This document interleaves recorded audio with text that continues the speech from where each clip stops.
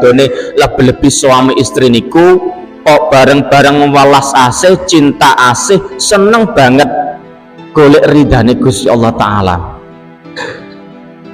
Contoh kecil pripun, kok kula jenengan kali garwa Pak kali bojo jenengan niku ngawasi bojo karena cinta, karena rahmat dan kasih sayang, terus bareng-bareng sholat ibadah marang Gusti Allah Ta'ala, besok dijamin karo Gusti Allah besok diselamet ing padang mahsyar. Jenengan cinta mboten kali garwane Pak RT?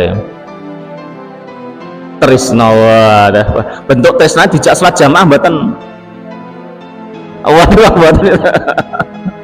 Bentuk tresnane sayang karo bojo ya niku jak ibadah marang Gusti Allah.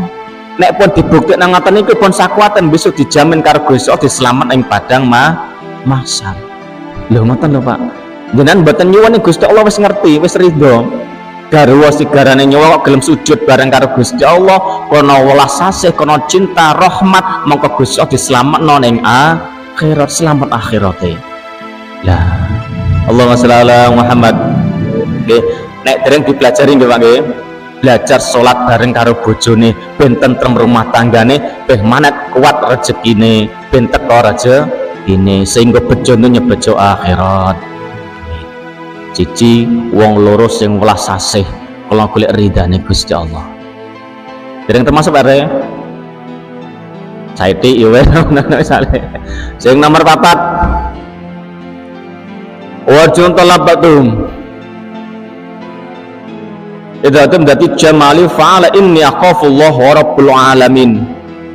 Lah iki rada abot niki nomor 4. Minangka anek wong lanang digodha karo wong wedok sing ayu, sing derajate dhuwur, pangkate dhuwur, sugih, ning wong lanang mong iso jawab aku wedi karo Gusti Allah Ta'ala, aku mau nglakoni zina.